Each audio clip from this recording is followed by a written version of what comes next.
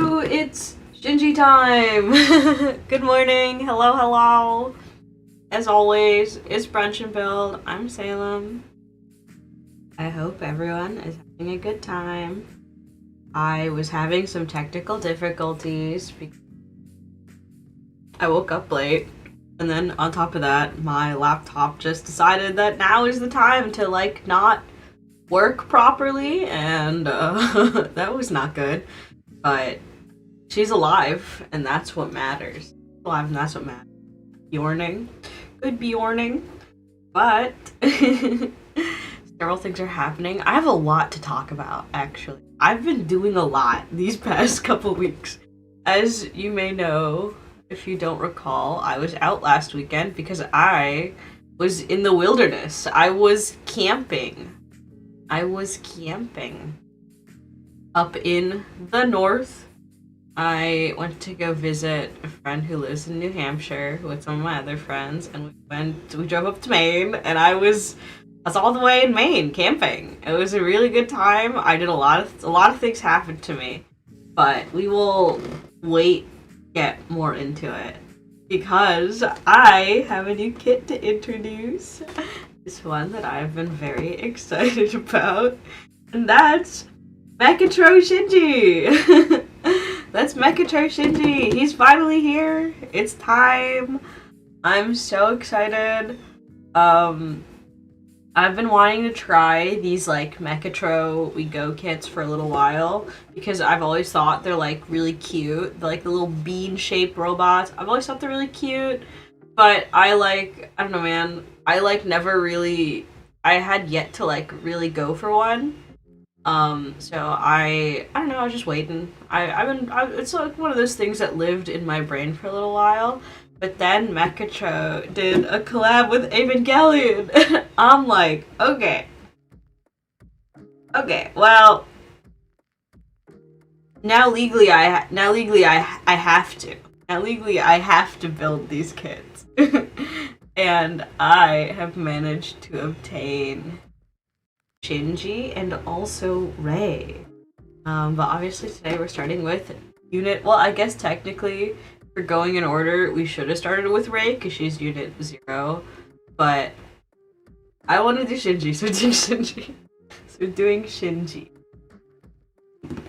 And I'm looking forward to it because I've never built one of these Mechatro kits before. This is like fresh. I have no idea, like, what this actually entails. So, it'll be an adventure for both of us, man. Even, like, the box is so cute. Because the art is done by the same artist as Nichijou. Which, by the way, I'm like, still kind of losing my mind about this. But, Ani is making their grand return. Ani, well, they had their big fire, I want to say, in, like, 2019. And, no, I think it was... When was the Kyoani? I have to fact check myself so I don't sound like an...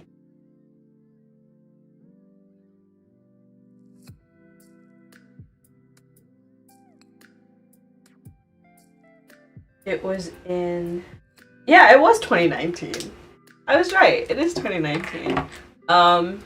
Yeah. So Kyoani obviously was set on fire. It was a terrible tragedy. And a lot of people died. I know. Strange tangent. But, Kyoani has been, like, one of my favorite, if not my favorite, animation studio for many years. I've always been a huge Kyoani fan, and it was really tragic, and obviously, like, everything that they did was put on hold for a while because their headquarters burnt down, because that happens when you can't really do a lot. I believe after the fire they did a couple of things, but I think it was mostly, like, finishing projects that they had previously been working on. But they announced their first, like, new production coming out next year, since the fire. It's been like 5-6 years, which is so crazy. And it's City the Animation, which is another manga by the guy who made Nichijou, and Azumangadayo. And I'm pretty sure Kyoani did Nichijou. I think that's why they're doing City, because they did Nichijou, and now, yeah, really cool. It's really neat. I'm very excited. I just wanted to make aware because I'm very excited. It's really cool. And the guy who made City the Animation, that is getting an anime adaptation next year from Kyoani, Kyoto Animation, is the artist. Mechatro line. Oh god, I love glare. I love lighting glare. I'm gonna do this so that there's less glare. Oh god, my camera is having a stroke right now. I don't know what I don't know what's going on. I think it's an issue. I may have to replace my capture card because when I look at my actual camera feed, like, it's fine. When I look at my actual camera feed, there's like 0 problems and it's fine. It's specifically like with the feed, so that's why I'm thinking it's probably an issue with my capture card actually. So I'm probably gonna have to replace my capture card. Oh god, ooh. Wait, is that crazy? Let me like double check my camera feed because I really do not think the problem is. Every time I've checked my camera feed, I'm gonna do this. Right? Little hands test. Yeah, every time I've checked my camera feed, it like looks fine and normal. I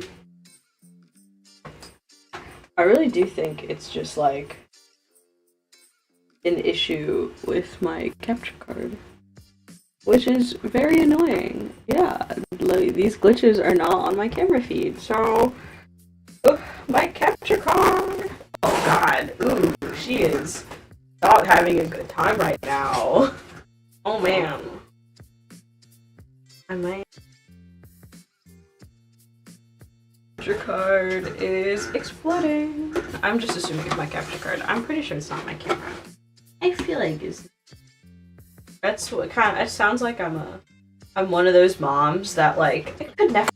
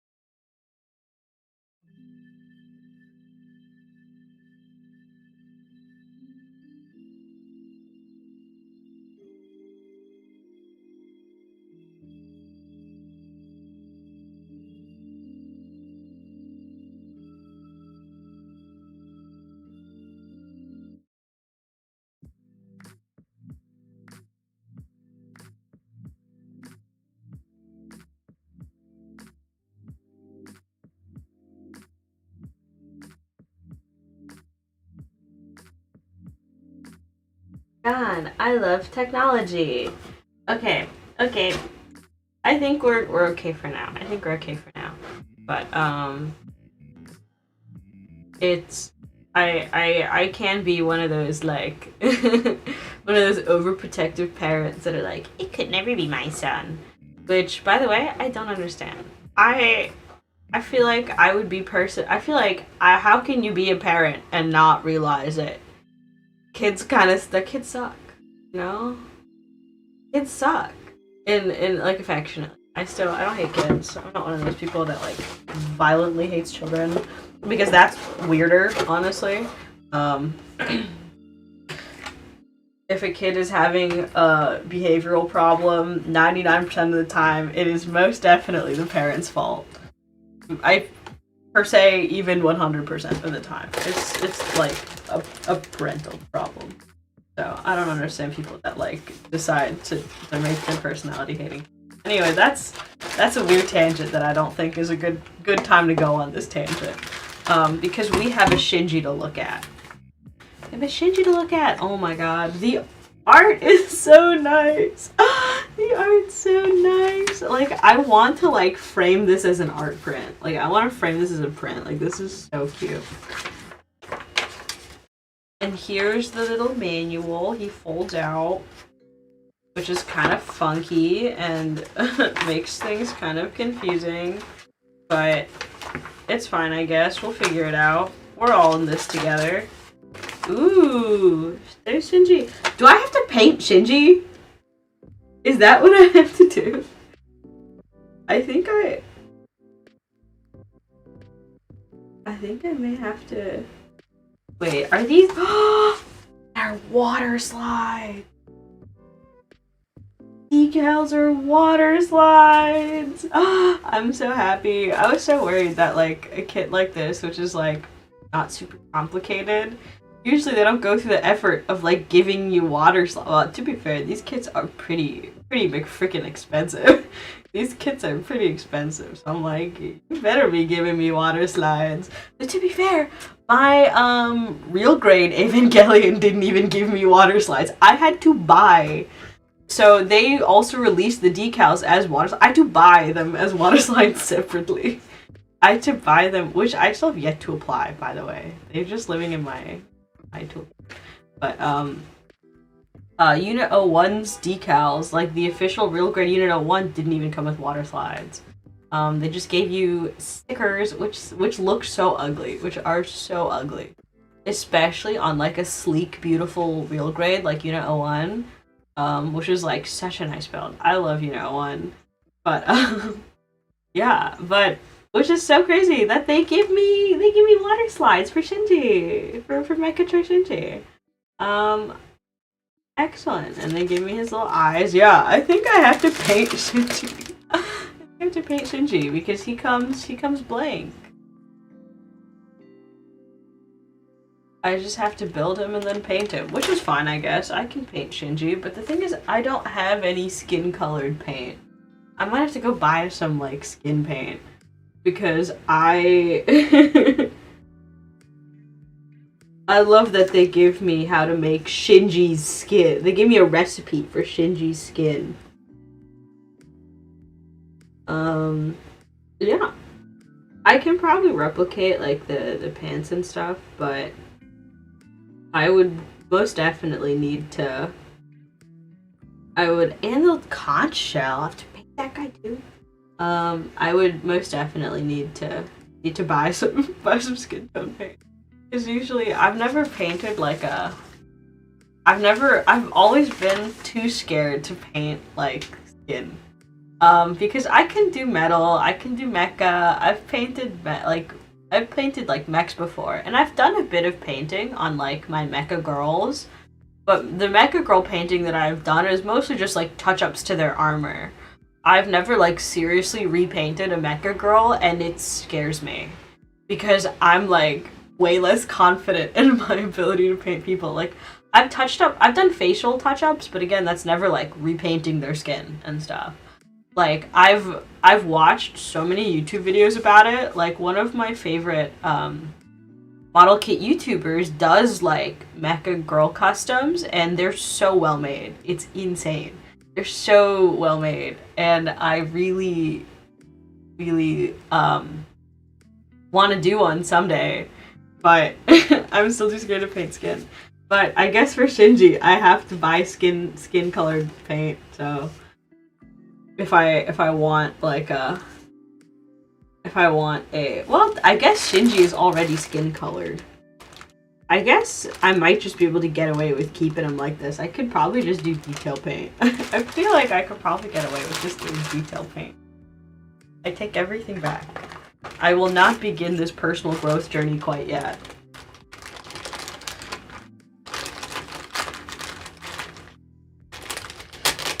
Personal growth has been postponed. Yeah, in case you could not at all see what I'm referring to. Here's Shinji. Here's skin-colored Shinji. Why are my... weird and distracting. Gonna zoom in. So we focus her real quick. And look at that. Look at that. Yeah, she's like kind of skin. He's like kind of skin colored, but I want Shinji. I want the little Shinji. That's part of why I like this. I wanted this kit is I wanted the Shinji. So I guess we shall have to paint him. Honestly, I might be lazy and I might just like brush paint him. I might just like brush paint him. Because it looks like I just have to do what? Like paint his clothes and do his like detail paint, which I think is very possible. I can like touch up his face a little, but because he's like very simplified, I feel like I don't actually have to put that much effort into like painting him. Because he's such a like simple art style. So, no. Either way, we have Nichijou Shinji, and now we start making Unit 01. Start with Unit 01. Put that away there. I hate these fold-out. I hate these like fold-out instructions because they make me feel stupid. They make me feel like a toddler that can't like deal with a booklet. And I'm like, no, I promise, I'm better than this. I can figure out a little booklet that's not straightforward. I can do this. And inevitably, this also stems from my inability with like to put together like, you know, have you ever played like a board game that has like the board that folds up into the box? I never get it right. I never do. I'm like, how do I fold this? How do I fold this? What am I doing? What's happening? Yeah. So I'm not good at everything, is what I'm trying to say. Even though I am literally a mechanical engineer. You know, sometimes you can't win them all. Can't win them all, is what I'm trying to say.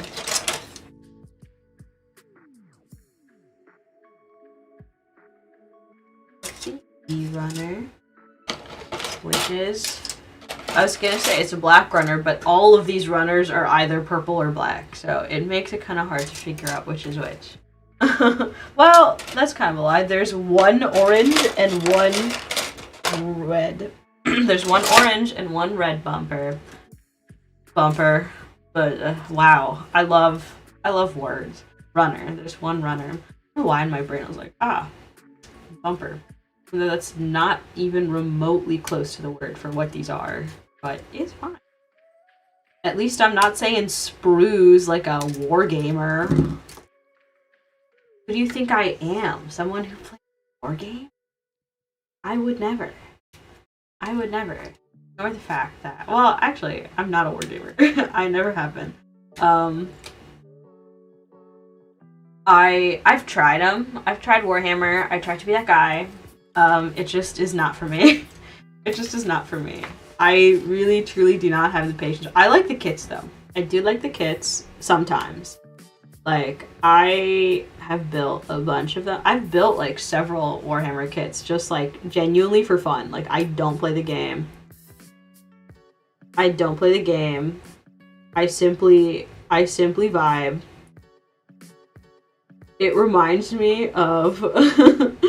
I know this doesn't sound like it's going to be funny, but it is funny in hindsight. One of the like textbook sexism moments I've ever faced in my life. One of the like textbook sexism moments I ever faced in my life was when I was hanging out with an ex-boyfriend of mine. Well, we were still dating at the time, but he's now an ex. He's now an ex. Don't worry, it was amicable. I have no beef with this guy. But, yeah. So we were hanging out, and I wanted to go to the Warhammer store. I wanted to go to the Games Workshop because I wanted to look at the Warhammer. I wanted to look at the kits, and I wanted to look at things because I've always been really into like D&D and role-playing stuff, but I'd never like gotten super into wargaming. But I know it's like in a similar they're like in a similar bucket. And also like I like model kits. So I was like, I want to check out Games Workshop, okay? And so we walk into Games Workshop, and I'm like starting to look at things like my ex at the time, my boyfriend at the time. he's like hanging out. He's kind of just there vibing, waiting for me to do whatever I'm doing. And I'm like actively looking at things. He's kind of just standing there, and I'm actively looking at things. And I'm like, okay, yeah, hanging out, and it's just like, because it's a Games Workshop, it's like a small store. It's like a small store, and the owner, or like someone who works there, I think it was like one of the owners, but he's like, oh yeah, one of the guys who runs the shop, like, oh yeah, and goes straight to my boyfriend at the time, and just even like he's just standing there. He's kind of just like glancing at. Well, he's like glancing at some of the like built. There's like some fun stuff in there, so he's like just looking at it. But I'm the one who's like examining the shelves and picking things up. And so he just goes straight to my boyfriend at the time and starts talking to him about like Warhammer and TTRPGs and stuff. And he's like just going. And my boyfriend at the time is kind of just standing there. And he's like waiting and waiting for this guy to like finish. Like, he's like conversing a little bit, but he's like, okay. And he's like, yeah, if you wanted to, once there's like a gap in the conversation, he was like, if you wanted to talk about, he's like, I'm not too familiar with like role-playing games. If you wanted to talk about role-playing games, you should talk to the person who actually wanted to come in here, and pointed at me. And it was so funny. I don't know. I was like, this guy just like phased my existence out of his brain, even though I was the one that was like actively looking at product. But it's fine. And I was like, oh my god, #sexism moment. I can't believe this. But yeah, it was very funny. It was just very funny to see him looking very confused, and this guy is just going, and he's like, what's happening right now? But it was fun. It was pretty funny. It was pretty. Anyway, that's my #sexism tangent. That's my #sexism moment tangent that I've experienced in my life. I've experienced a few, being like a person whose like primary hobbies are like anime and video games and model kits, and is an engineer. Which is to say, I exist in a lot of male-dominated spaces. I've experienced my fair share of #sexism moments as someone who presents like fairly femme. Not fairly femme, I do. But yeah. What the heck? I want to like, it's like bothering me how kind of messed up that program. I feel like my knife. Exacto knife. I have like I have a multi-tool now. My family got me one from when they got me a Swiss Army knife from when they were in Switzerland, which is really cool. And it was like a really nice Swiss Army knife, and it was like customized, and I really love it, and I always have it on me. The problem is that it's got my full legal name on it, so we're not gonna show it off here anytime soon. But I do quite love it, and I use it a lot. It's my little Swiss Army knife, and pretty neat. I want to get like an engineering multi-tool. I like this one. This one's like really nice. It's a Swiss Army knife. Like, you'd probably know what a Swiss Army knife looks like, and I can just keep it in my purse at any given time. But I want like an engineering multi-tool. Those things are so nice, but they're so expensive. But they're so nice. Someday, I will get myself an engineering multi-tool. I bet there's multi-tools for like model kits. Like, it has to be a thing, right? But I can't imagine the tools are like particularly good quality because you have to compact them so much. Like, how can I fit God hands in a Swiss Army knife? I don't particularly think it's possible.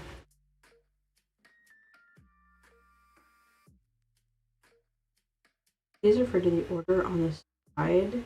the other thing that I like about this is that everything has English caption, which is not something I'm gonna zoom in. Everything is captioned in English, which is not something I can say about a lot of Gundam. A lot of Gundam don't even bother to like include English. It's basically just pictures, so it's not like you need to read the text that often. But sometimes you do, and I love that. I love that they include English, which is really neat for people like me that are not very good at reading Japanese, that know exactly 2 kanji, that know exactly like 2.5 kanji. But it's fun, it's cool, it's neat. And yeah, anyway, now that I'm like, oh wait, I didn't misplay. Yeah, now that I'm like in the kit, we're living, we're chilling, I think it's time that I can start recounting what's been occurring in my life as of late. I think the thing that I have been unable to stop talking about, I tell this to literally everyone. I've been telling this to literally everyone in my life because I still cannot fully believe it myself. But I started taking flight lessons. I have now flown a plane. I really I've been like, getting my pilot's license has actually been like kind of a lifelong dream of mine. I don't want to be a pilot. I just want to get a private license. But like, I've always wanted to fly. I've always wanted to have like a pilot's license because, you know, I went to school for aerospace. I'm I'm an aerospace engineer. Like, I like planes. And I've always like known I wanted to do aerospace since I was like in middle school, high school. Like, I'm one of those rare people that like has known what I want to do with my life for a long time. Not to say that, like, it's really funny. I've had to like, because of that, both me and my middle brother are both the type of person that have like known exactly what we want to do with our lives, like pretty early on. Like, my middle brother has known probably since he was like pretty early in high school, like what field he wants to go into. Like, he's known he wants to go into like something medicine adjacent, like engineering, because he also wanted to do engineering, but he wanted to do like more like medical adjacent engineering, which is pretty neat.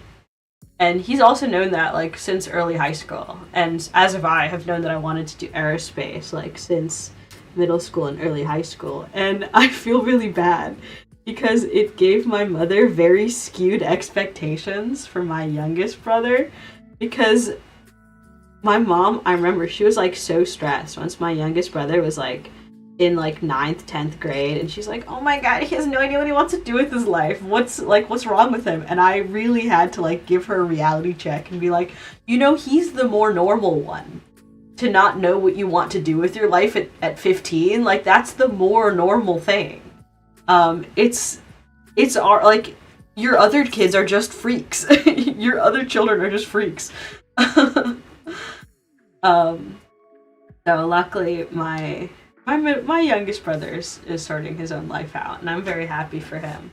But it was just very funny that I've kind of like always wanted to do. No, I've always kind of known what I want to do, what I'm about, you know, what I want to do with my life, and including flying a plane. I've always wanted to get my pilot's license. I think it was getting to the point where I was like, there's like a real possibility that I would get my pilot's license before my driver's license.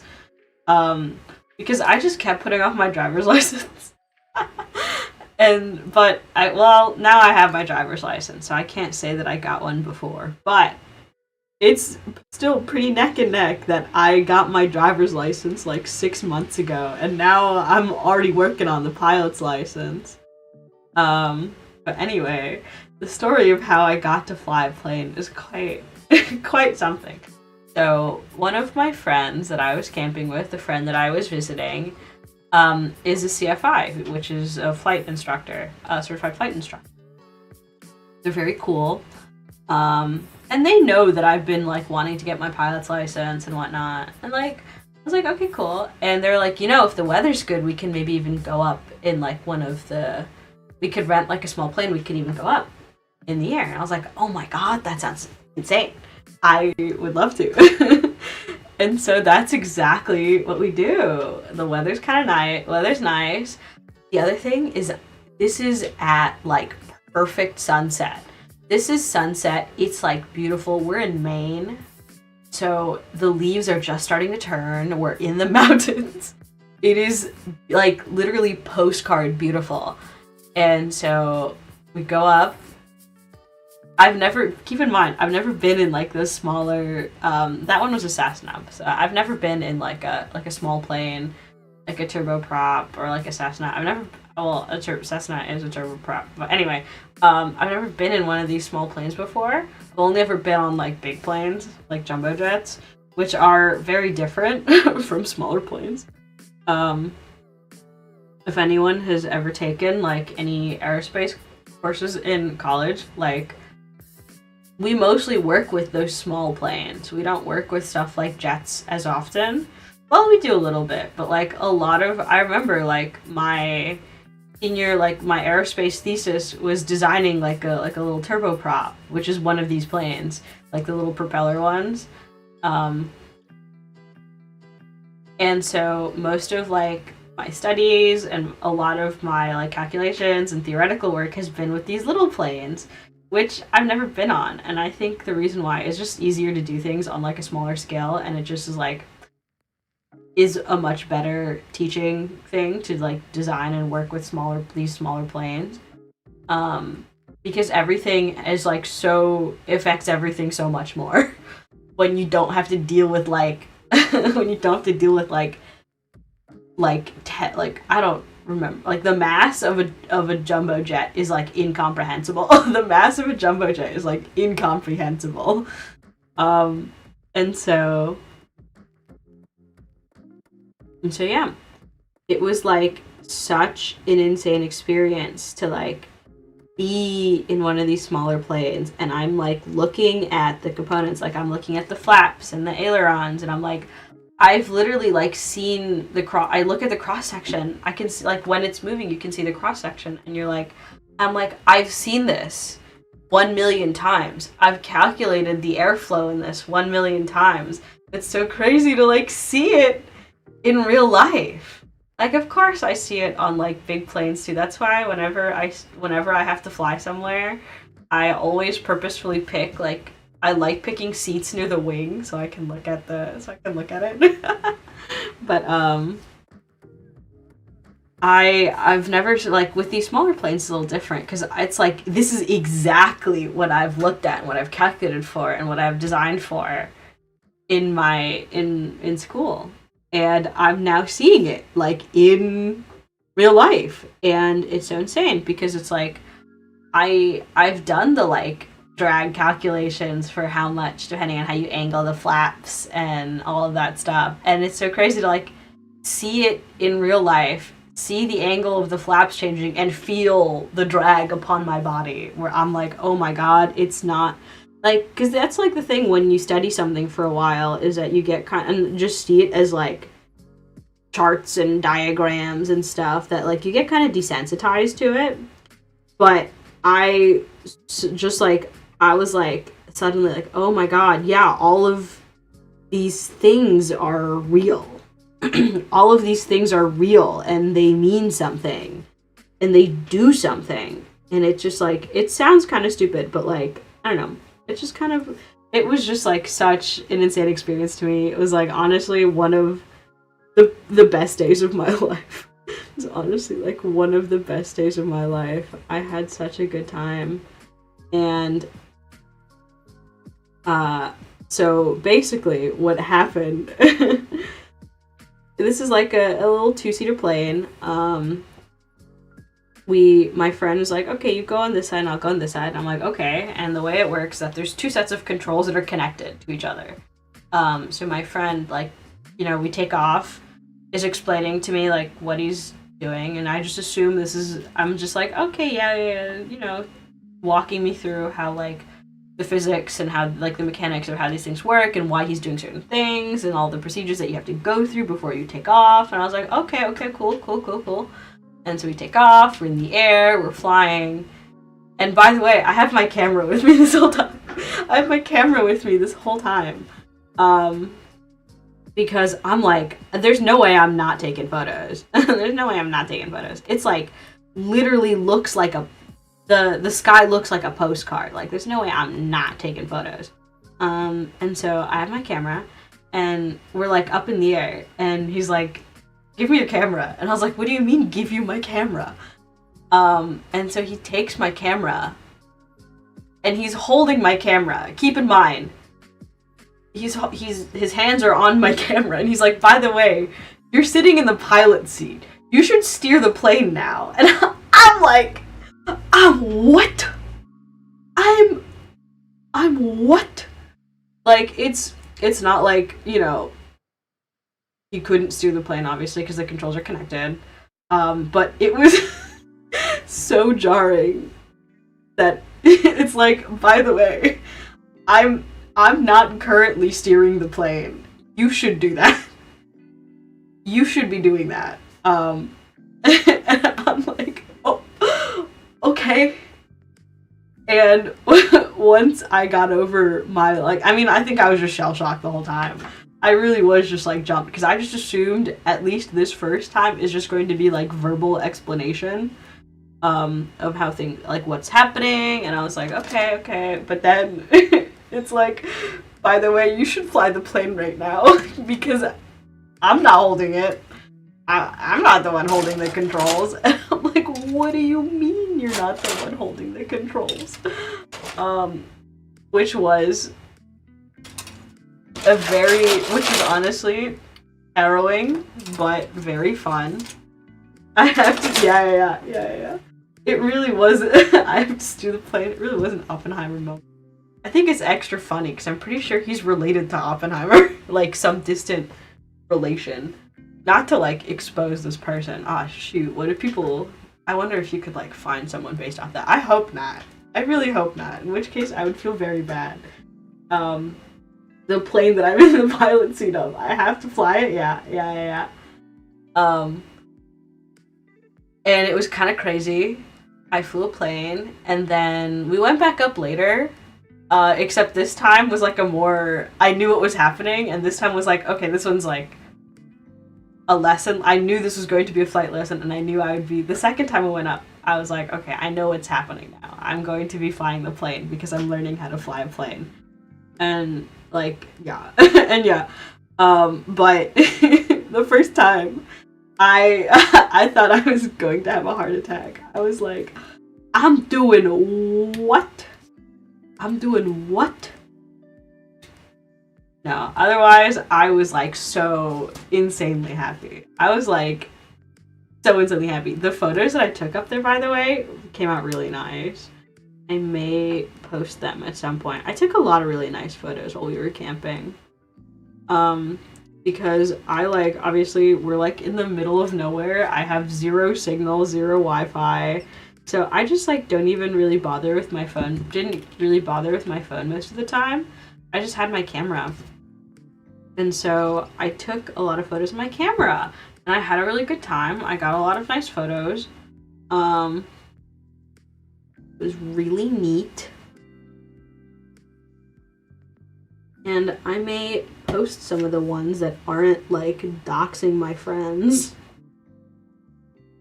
Obviously, a lot of the photos that I took are of the friends that I was camping with, but the ones that are not of them, I may post.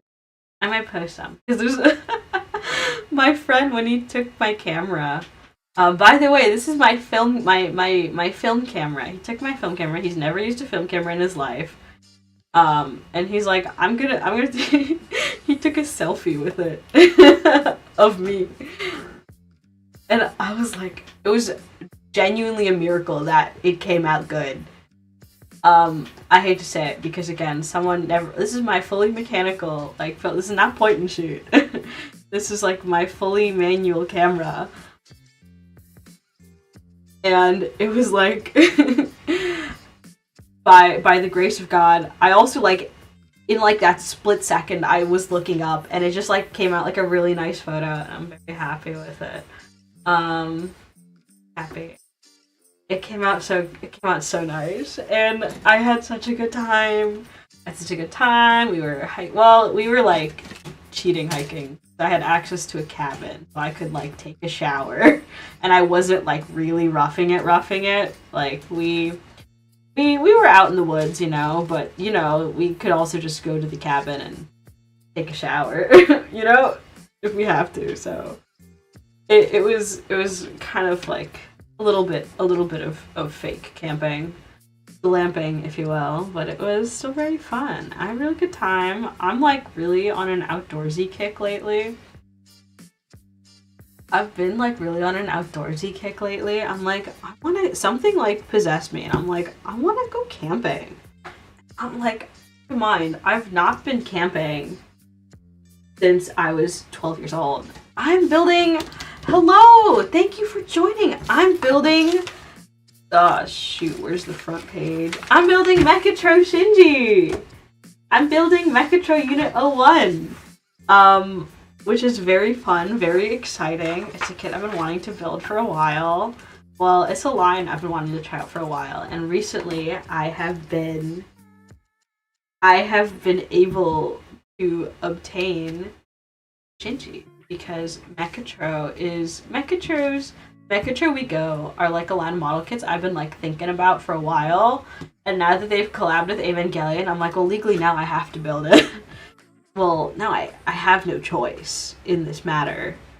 My hands are tied. Like, you must understand that my hands are tied. I think, they're starting me with the arm. I also just realized they're starting me with the arms. I was like so caught up in the high of like, oh my god, Unit 01, Shinji, that I like didn't even notice what part that I'm building right now. I was like, what? Because this is where the kit starts. It starts with the arms, which is funky, which is fun and funky.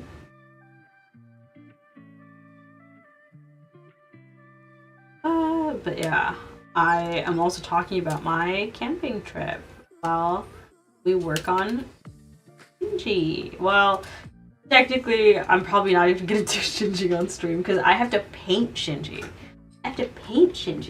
What scale is it? It's 1/20th.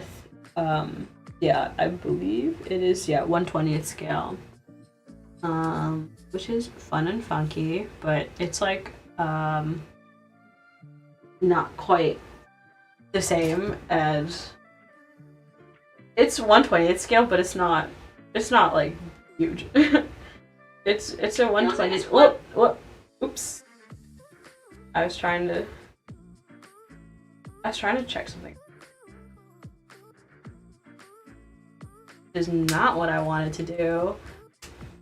I don't want to hear my own voice. I can barely tolerate it when I have to do audio checks. But yeah, this is 1/20th scale. It's MechatroWeGo, Evangelion collab. I believe it's not Kotobuki. It's like Hasegawa, I want to say. The company that made it is Hasegawa, which I've never tried anything from before, which is part of why I really wanted to do this, because I've done Bandai kits, I've done Kotobukiya kits, I've never done a Hasegawa kit, which is pretty neat. I've done a Tamiya kit, the like model, like not the robots. Like I have a Tamiya motorcycle. I have a Tamiya motorcycle kit, and that one's pretty neat. That one's like more of a traditional model kit that you have to glue. But this one is Hasegawa. It's Mechatro, and I've never like even done anything from this company before, which is pretty fascinating. Just from the jump, one of the things that I really appreciate is that the instructions have English. Because unfortunately my fluency is not very high. I know exactly like 3 kanji, and so I cannot read a lot of the instructions on Gunpla because Gunpla doesn't really include English. Bandai does not really include English in their instruction.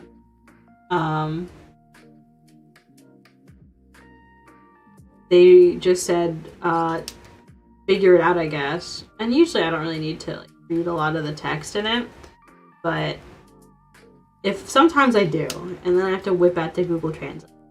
So I really appreciate Hasegawa for including English, in their kits, in their instructions.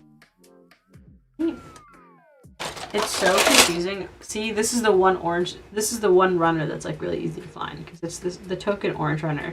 Is there's not too many runners in this kit to begin with. I was like not really knowing what to expect. It feels pretty simple.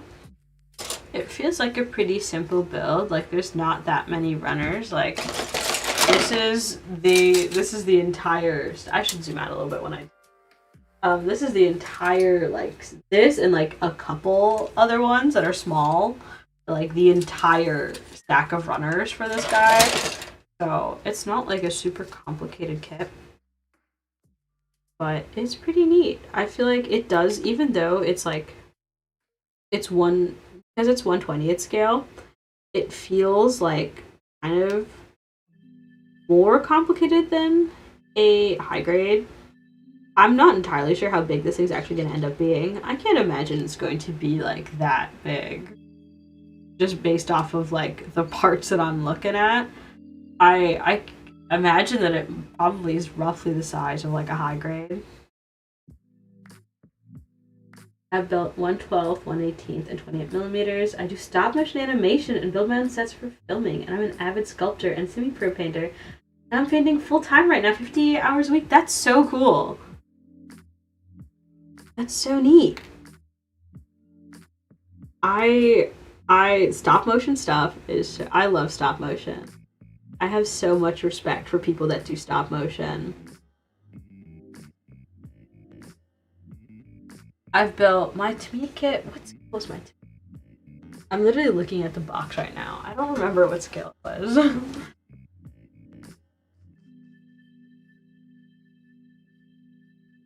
I'm literally pulling out trying to finagle the box for my Tamiya motorcycle because it is like right here, but also I have to navigate the box. This was like this one was 1/12, yeah. This one's 1/12 scale. And now this is 1/20th scale. And besides that, I've done 1/144th with gunpla at least. Most of them tend to be in like 1/144th or 1/100th. But I have done a perfect grade, which is 1/40th, I wanna say. I wanna say perfect grades are 1/40th scale. That's so cool though. I like painting and I like doing customs for gunpla, but it's not something I like. I even get paid. Like I don't do it. I feel like one of these days I could do custom stuff for other people, but I don't get paid for it. I do it for fun. But people that are like skilled enough to be, I do it merely for fun because I'm like not particularly good at it yet. I'm still improving and I don't feel like I would be comfortable asking someone to pay me. But people that like can do this professionally is so cool. That's so neat. I really want to get into like dioramas though. One of these days I want to get into like dioramas because I have real grade unicorn and I also have real grade banshee norn, and in my brain I'm like, well, now I have to do like a cool diorama of them fighting. Like I just think that would look so cool, but I don't even know where to start when it comes to like dioramas and set building and stuff, let alone like kind of where I'd put it. But that's like my least of my concerns. I will make room for it. If I can figure out how to make this thing, I will make room for it. I don't even care. I did a Flash from DC Comics. Took 35 hours for just a minute of stop motion animation. Yeah. I have friends that are into animation and whatnot, and I've like been, I've like helped them. I'm not an animator myself, but I have friends who do like doing animation. And I've like helped a little bit when people have done like stop motion and worked with stuff like that, or like been like a vague assistant of some sorts. And it is so complicated. That's why I have like so much respect for people that do stop motion. I see people do like model kit stop motion sometime, and I'm like, oh my god, that's so cool. That's so cool. It's so like time consuming, but I respect it a lot, and that's really cool. Yeah, 35 hours for just a minute sounds correct. I remember it being like insanely time consuming for just even like a little bit, because you have to do everything frame by frame, and you have to move it yourself. It's not like you can, you know, obviously like digital animation, you have a lot more tools at your disposal to like automate things, but with stop motion you can't. With stop motion you can't do that, because I'm sure there's like some things out there. Like I'm a big fan of like I'm sure you're also a fan of like Studio Leica and whatnot, that do like that still do stop motion. It goes this way, and then this goes this way, and then this goes this way, which I understand now. Oh my god, wait, they're like little grippy claws. Okay, I get it now. This is really cute. He's got little grippy claws. There it is. There it is. Oh my god, he's got a little grippy claw. Oh, that's so cute. That's so cute. This was like so fun to put together. This was really fun to put together. And then we put his little grippy claw in there. Attach this guy to this side. And look at that! He's got a little grippy... Well, I still have to put the armor on. I take it back. We're not out of the woods yet. Now I need to rifle through one of my, like, 4 purple runners and figure out which one is the B runner.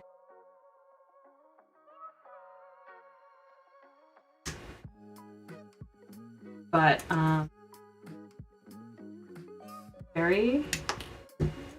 having fun. I like this kit. This is funny. I have no idea how long this kit's gonna take. I can't imagine it taking that long, considering I've like, well, this is arm 1. We've done it. I mean, I've been dawdling quite a bit. I love chatting. I love hanging out and talking about whatever nonsense I feel like talking about, and very frequently getting off topic. I feel like it's kind of a running joke that I forget that this is a model kit stream sometimes. And I'm like, oh yeah, I should probably model kit.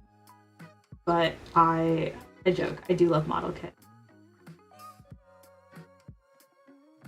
I might wanna, because this is Shinji, I will probably wanna do some cleanup work on this, because I want Shinji to look nice. A little sad with that, like, they're not doing any undergating or anything, so the stress marks are just there. Kind of just have to hold that, which is rough because this is like a bright colored plastic, and so they are very visible, which is why I will probably have to go back and go over a lot of the stress marks so that I can, like, make them look a little nicer and not quite as terrible. Like, I'm already trying to be really careful about, like, about dealing with stress marks, but there's only, like, so much you can do. There's only so much you can do for stress marks. It's just, like, is what it is. Sometimes it gets to the point where you have to, like, repaint them, and then it's annoying. But I don't want them to get that bad. So that's part of why I've also been taking a while, is that I've been very careful when I'm snipping the nubs off of these guys, because they're is most definitely like visible stress mark that I had. I want Shinji to not have those. I want Shinji to not have those. This is it down. What's happening? Why isn't this thing? It's because I am a little stupid. Look, he's got a little grippy arm. He's got a little grippy arm. Very exciting, very exciting. I love the little claw. The little claw is actually so cute, and I'm very happy. Little claw is so fun. Okay. I love you, Mechatro. There's not a lot of arm mobility, but like, that's not really what I'm here for. I'm not here for arm mobility. I'm here for Shinji action. For certified bean robot action. Going in, I wasn't like super expecting this to have insane mobility, so it's not like I'm particularly disappointed. I kind of figured that this would not be like have the insane posability of like real grade unit 01. Real grade unit 01 is like a beast of a kit. I I do not have the same expectations for Mechatro unit 01. Especially since there is a lot of creative liberties taken. It is significantly more bean shaped than the actual unit 01. But, you know, I respect it. I respect artistic vision. Anyway, yeah, lately, what I've been up to, I flew a plane, I went camping, I had a really good time.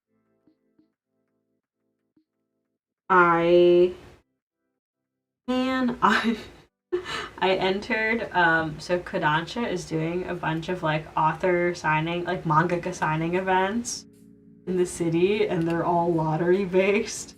And I entered for Kamome Shirahama, like she is one of, if not my favorite mangaka, and I lost the lottery. I lost the Shirahama lottery, but it's okay. I won the lottery for a different author. Which I'm very excited to meet anyway, because I do love this mangaka. So I'm not that upset, because at least, you know, I lost one and I won a different one. Can't be like that upset about it, but I'm still like, Shirahama. I had been rereading Witch Hat Atelier, which is like extra salt in the wound. I was like, Shirahama, but it's okay. Okay, I'll reread the work, because I also own this manga physically. The author whose autograph event that I did get into, which I'm very excited for. I also own their manga physically, so it's like, I want to also read this one. I'm pretty excited about that. Very happy. I'm going out with one of my friends today, later, after this. Very funky, very cool. Yeah, anyway. I flew plane. What else have I been doing? I've been reading more. I watched part of... Okay, this is like entirely my fault. I think I mentioned...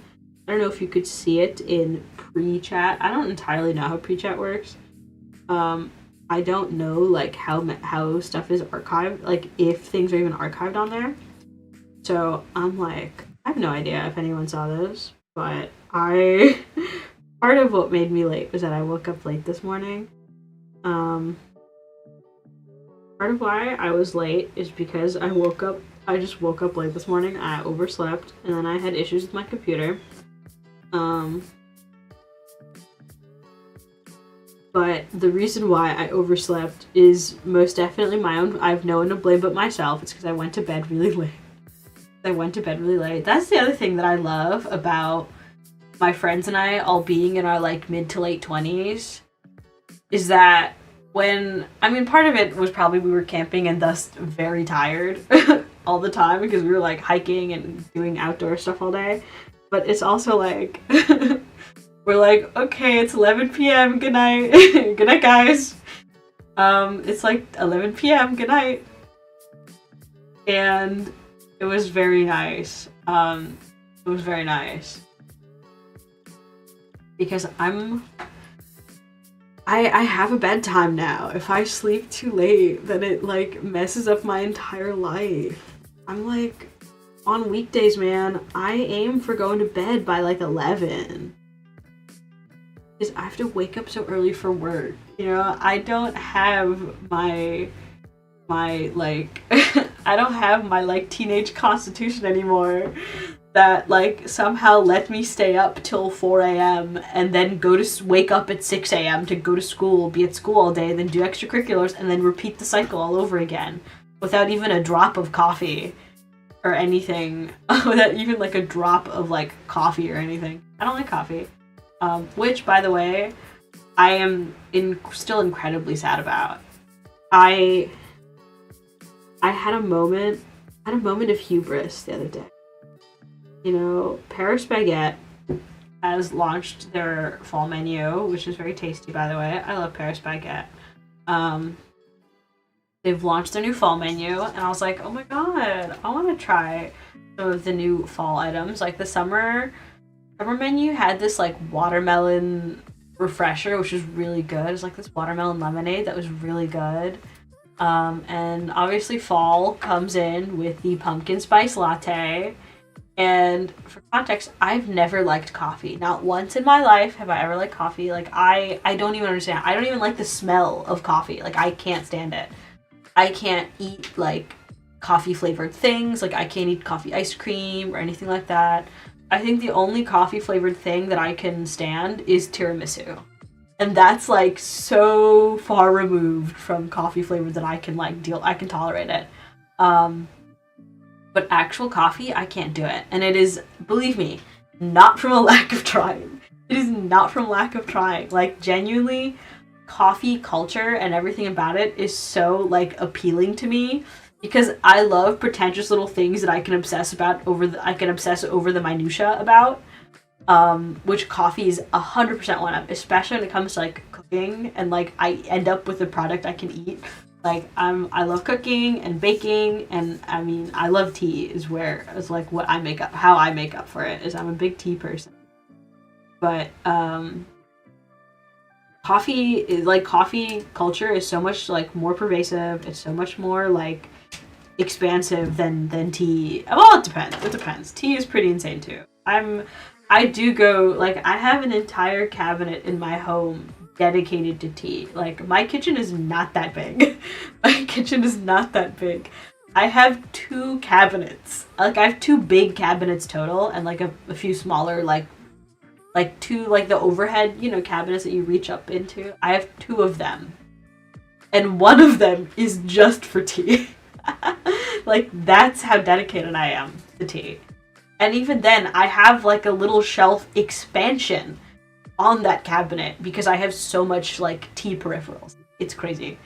I'm big into tea, but I've always wanted to be into coffee because it's so much more common and so much easier to get into, and it's like you have so many more options because coffee is so much more common and more available that like artisan cafes and like coffee houses are like so much more common, and like the whole artistry of coffee and everything is like so appealing to me. Like, I can't tell you how sad I am that I don't like coffee. And I have had so many people in my life try so hard. I've had so many, it's not like, it truly is not like, well, you just haven't had nice coffee. No, it really is because, like, I have tried, like, I lived in Manhattan for several years. I've had friends who are, like, severe coffee snobs and have made me try so many different types of like artisan coffees that are like really well made, fresh ground and dry pressed and cold brewed and everything and in between. I've had beverages that are like, this has barely any coffee in it. It's like a frappa macchiato cano, whatever. Like, this is, you can barely even register the coffee that's in this. And I try it, and even though it is like supposed to be mostly another flavor, it's supposed to be like mostly a flavor, I only taste the coffee part, and I'm miserable. I don't like it. Because it's not even like the bitter coffee. It's not even the bitter that I don't like. I love like strong black tea. I grew up drinking like black tea. It's not the bitter that I dislike. I love matcha. Like, matcha tastes like dirt, and I like that it tastes like grass. Matcha tastes like grass, and I like that it tastes like grass. Instead of coffee, take pre-workout. It has more caffeine per scoop, so you don't even take as much pre-workout. Yeah, I'm gonna brew coffee, but with pre-workout. What could possibly go wrong? What could possibly go wrong? I brew coffee, but with pre-workout. No, I've like worked really hard, and I've like developed, I like replicate coffee recipes, but with tea. I try really hard to replicate like coffee recipes, but with tea. Like, I love making my little tea lattes and with my artisan infusions, and I make my own little tea blends, and I go all in, okay? I'm very, very like dedicated to my tea, but it's not the same. It's not the same as coffee. I feel so jealous whenever I go to like a nice coffee place with my friends, and I'm like, oh man, and I see like their entire specialty coffee menu, because no one ever does like the specialty. All the fun seasonal beverages are always coffee based. Everyone hates tea drinkers, and everyone drinks coffee, and no one drinks tea. We had a whole harbor moment about it, and I'm like still mad about that. I don't like coffee. The whole like dumping the tea, that's like none of my business. We got a country out of it. I can't be mad. I live in that country that we got out of it, so like I can't be mad. But even though it is a waste, perfectly good tea. But no, neither here nor there. But yeah. And so I had a moment of pure hubris. This was like, I don't know what delusion I had in my brain where I was like, you know what? Because I've had I hate to say this, I've had Paris baguette matcha before, like a matcha latte, and that does not taste like matcha. I was like, this does not taste like matcha. I have no idea what I'm drinking right now, because it does not taste like matcha. So I like deluded myself into thinking that that's how tea would be too. That's how they would be like with coffee too. I was like, I'm gonna order, because all the specialty like seasonal drinks are all coffee based for fall, which makes me quite sad, because at least the summer specialty drinks is like a fun little lemonade. For fall, they're just like die. If you don't like coffee, that's it for you, I guess. And I'm like, okay, I guess I'll die about it. But so I ordered a pumpkin spice latte. I ordered a pumpkin spice latte because I was like, you know, some delusion in my brain was like, maybe it won't taste like coffee, even though I'm literally ordering a latte. Something in my brain was like, maybe it won't taste like coffee. Spoiler alert, it tasted like coffee. The same thing that happens to me every time I try any like remotely coffee related beverage. It tastes like coffee and I don't like it. I'm just miserable. And I even bought like a small just to be safe. And even then, I felt like, because I didn't want to waste it, like I bought this beverage, so I wanted to drink it. And it felt like I was drinking so much of it, because I was suffering so much. I was just like trying so hard to power through this beverage. And I felt like I got through so much of it, and I looked at my cup and I hadn't even drank like 20%. And I was so sad. I had to throw it out. Like I was like, I can't do this.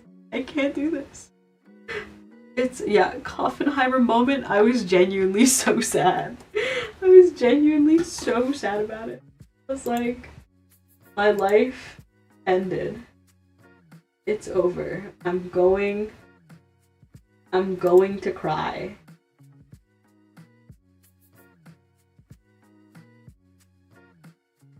Going to cry. But yeah, I had a moment of pure hubris. I thought maybe this time would be the time that coffee would be good. That that a coffee beverage wouldn't taste like coffee. It's like so funny the extent to which I dislike coffee.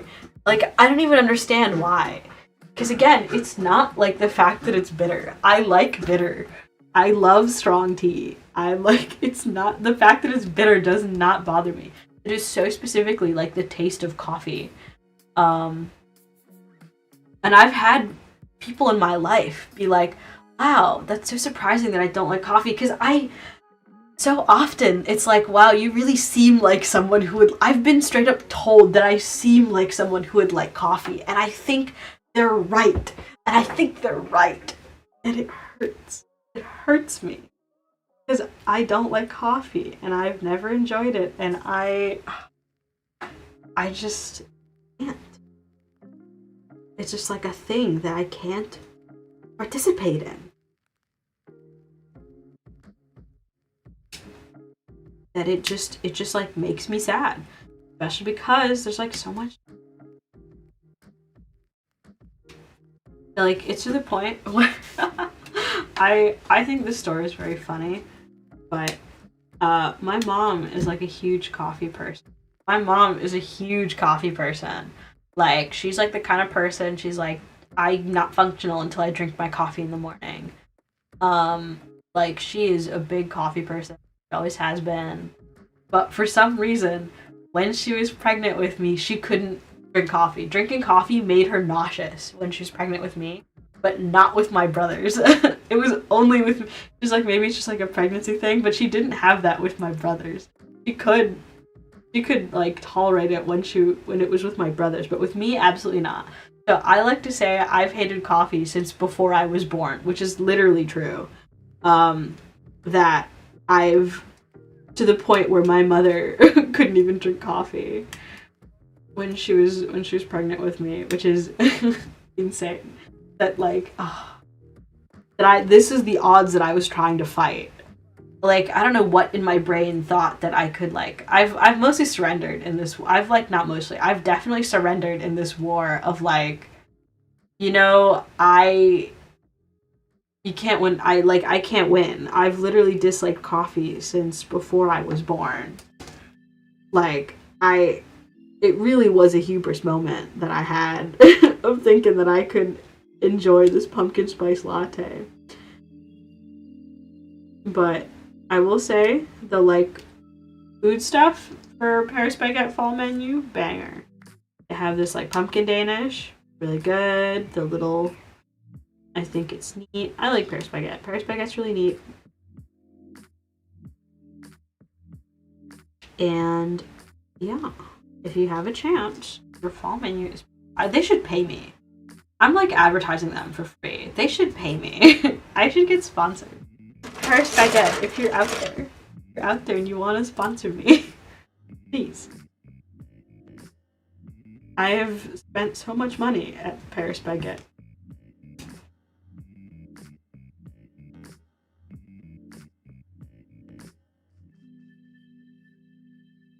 Okay.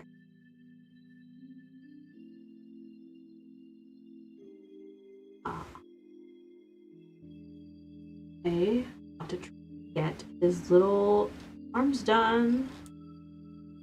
I love his little claw hand. I love his little claw hands so much. So fun. I like, I don't know why I've like suddenly blanked on literally everything I've ever done in my life. Okay. I want, this is completely unrelated to anything I've talked about until this point. I want your guys' like genuine input on something. I'm having a social dilemma of sorts. I am experiencing a social dilemma of sorts. And I want like outside input about that. Okay? I want outside input about that. So there's this like I go to this like vinyl enthusiasts club. We meet every month. They're really cool. We all listen to and talk about vinyls. They're all really neat. And I have a good time. I like my vinyl club. And I've like become friends with a bunch of the vinyl club members. Obviously, we see each other every month, and a bunch of them I've now met with outside of vinyl club, because they're just like cool people. And I'm like, okay, it's pretty cool. And one of my vinyl club friends works at a record store that I like going to because it's not far from my house. And I'm like, okay, I go there from time to time, and when I usually, and also at Vinyl Club, they're really cool, and we have like a lot of shared interests, including like weird niche stuff. Like they also, one of their favorite anime is Evangelion, and we've talked like extensively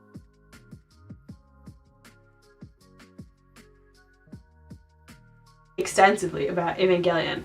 Like usually after a Vinyl Club meeting, we'll like stand in the parking lot and talk for like 20-30 minutes, along with some of the other people too.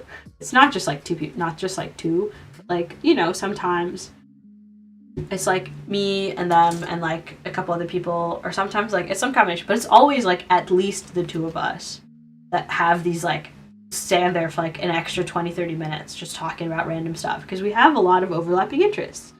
And the few times that I've run into them when they're working on the days that they're working at the record store that's near me, we end up chatting for like a while. And they're like one of the few people I've ever met that has like the same interests in like 2000s Japanese horror and whatnot. That's also really into like J-horror and whatnot, and like the same types of horror movies and horror media. And it's very fun talking about it with them. And I'm like, because I feel like every time we like run into each other, we end up talking for so long. I'm like, but every time I've met them has either been like in the context of Vinyl Club, or it's like I happen to run into them like at their workplace. So obviously I'm not gonna like harass them. But I want to upgrade from Vinyl Club friends to like actual friends, if that makes sense. Like I want to actually hang out with this person because I get along with them very well, and we have a lot of like shared niche interests. And so I'm like, man, they're really cool. I want to be friends. I want to be better friends with them. But I have no idea how to go about that. Let alone, I don't even know if they want to. Because, okay, I'm just trying so hard. I'm trying so hard for something that, like, I think I'm just, like, too mentally ill, neurodivergent to, like, I don't know what I'm doing. I don't know if I'm, like, coming off as a creep. I don't know if I'm, like, coming off as weird. If I'm just, like, this creep that they, like, never want to speak to. That they're like, why does this creep keep bothering me at my job? I don't know. But yesterday, I visited the record store because I like dropping by from time to time to browse. And they were working there. And so we were talking for a while, and it was fine, and it was nice. And then I was like, oh, there's a small like local like movie theater that's doing an event for like Halloween in the month of October, where every week they're like screening J-horror. They're like screening a different like classic J-horror movie. Both like they're doing some of the classics like The Ring and whatnot, but they're doing some deep cuts too. Like they're I think week one they're I'm not gonna say, like, if I give more information that's gonna be toxic.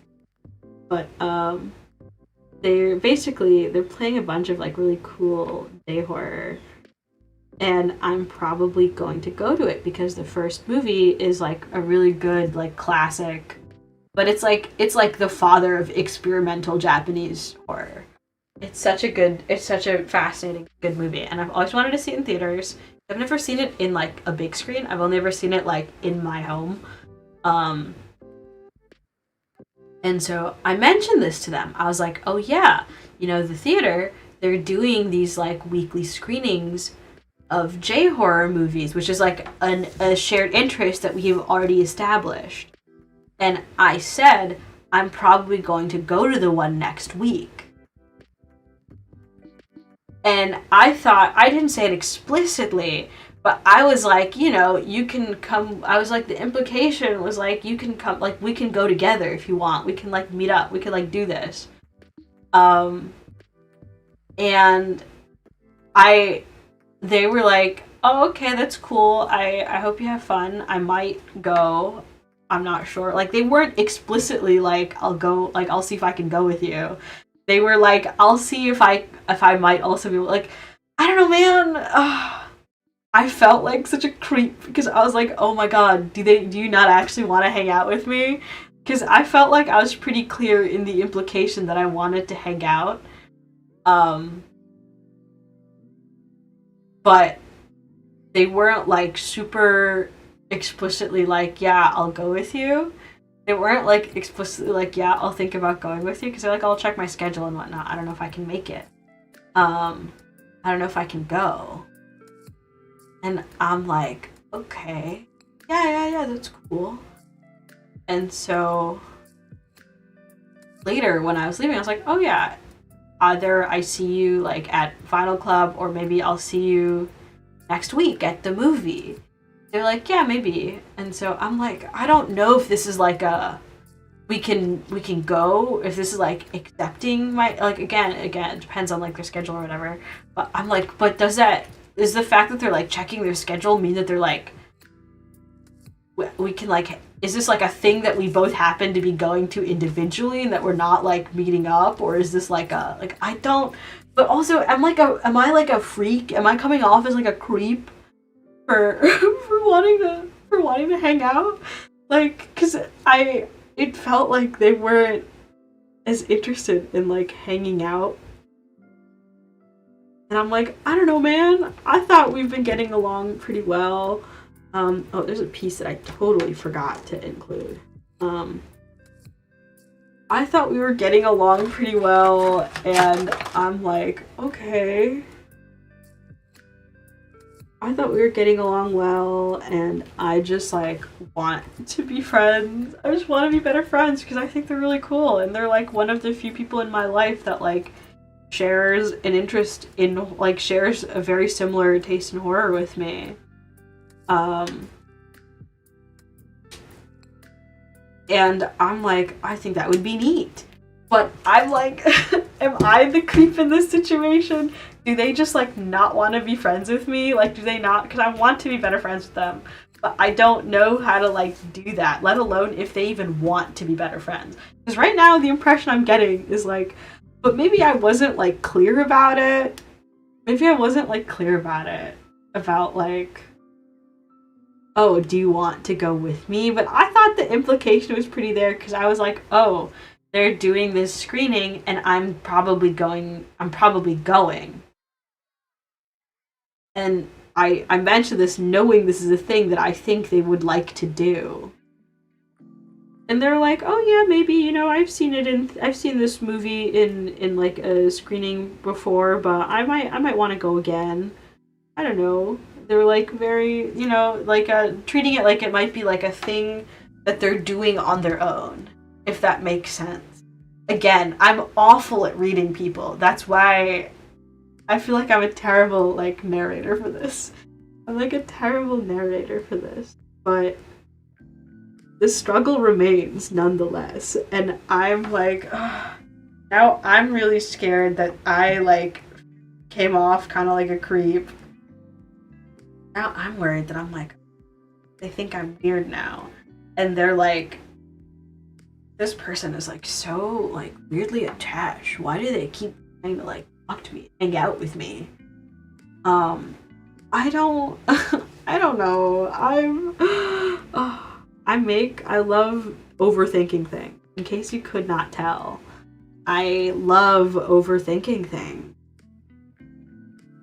And I'm just like, I don't know what I'm doing. I feel like I want outside input on this. I feel like I need outside input on this to affirm whether or not like I'm creepy, if I should like lay off, or if I'm like maybe I'm just not communicating it well, but I don't know how to communicate it well, but I'm also like, I don't know, man, it doesn't feel super reciprocated. It doesn't really feel reciprocated. Because, like, I've texted them, like, a handful of times, but we've only ever texted each other when it's been about stuff related to Vinyl Club, or, like, stuff related to, like, something that was mentioned. You know? It's never been, like, a starting a conversation. So, do they even want to be like better do they even want to be like better friends with me? I don't know. I don't know. And I'm like, I don't want to be weird about it. If they don't want to be friends with me, like they don't want to be better friends with me, that's fine. I just like, I don't know. But also I'm like, in my brain, I'm like, I like communicating. I feel like I, as a person, like, my inner desire is to just tell them this. Is to just be like, my instinct is just be like, hey, do you want to, like, actually, like, do you want to be better friends? Do you, like, actually want to hang out? Do you, like, actually, but I want to say this.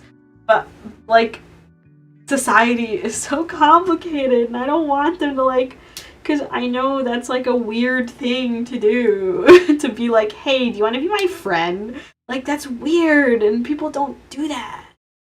But that's, like, the easiest way to get across, like, what I'm feeling. And I'm just, like, everything is so complicated.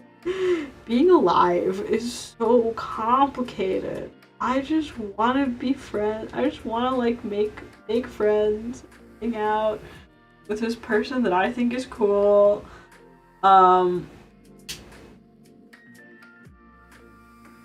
oh my god, I feel like I'm the one who's like pursuing it more, like pursuing this more, which is why I'm like, I don't know if they want to be, but also I'm like, the easiest way to figure out their answer is to just ask. But also I'm like, oh, but that's weird, and I don't want them to think I'm weird. I don't want them to think I'm weird. Also, because, come on, we're adults. What kind of adult is like, hi, do you want to be friends with me? Like, that sounds like something, that's like something you do when you're in elementary school. And I don't know. I don't know. I hate being alive and existing in society and having to deal with, like, social constructs and social... I was about to say diaphragms. That is not the correct word, even remotely. Don't worry. I know what a diaphragm is. I'm acutely aware of what a diaphragm is every time I get cramps. But, it's like social constructs and how, like, social maneuvering and all of that freaks me out. It freaks me out. And I just want, I don't know, man. I just want to see if I can try and make a friend. It's okay if they, like, don't want to pursue a deeper friendship with me. Like, that's fine. I just can't tell whether or not they do. I just can't tell whether or not they do. Which stresses me out so much. It stresses me out so much. I don't know what to do about it. I really don't. And now I feel like a creep. Because I'm like... It feels like I invited them to hang out with me. It feels like I invited them to hang out with me and they rejected, like, wanting to hang out with me. Or they're very, like, lukewarm about it. But they were also, like, not explicitly rejecting it. They're like, oh yeah, I'll check my schedule, I might go. But it wasn't, like, with the implication that we'd go together. There was like a, maybe we'll both go and potentially run into each other individually. I'm like, well, I want. Man, life is so complicated. Life is so complicated. If you guys have any notes, comments, questions, concerns, input, please, I'm begging you about this situation, advice. I'm asking for a friend. I'd like to know. I don't know what to do about this. Anyway, Unit 01 has arms now. We have arms, and I think this is a good time to call it quits for today. Call it quits. Oh, no, I'm kidding. Good time to sign off for today because it's 1 o'clock. I started late, but I have plans. There are plans that I've had, and I have to get ready for them. I have to go get ready. So, yeah. Thank you to everyone who tuned in. I shall be back next week. Don't worry, I'm not going camping next week. Already gone camping. Next week I'll be back with Mechatro Shinji once again. And yeah. I hope you guys have a wonderful rest of your weekend. Don't forget to like and comment and subscribe if you have been the stream. I do this every week, every Saturday at 11 a.m. EST when I am not in the woods. When I'm not in the woods. And so yeah, I hope you guys have a wonderful rest of your weekend. And bye-bye!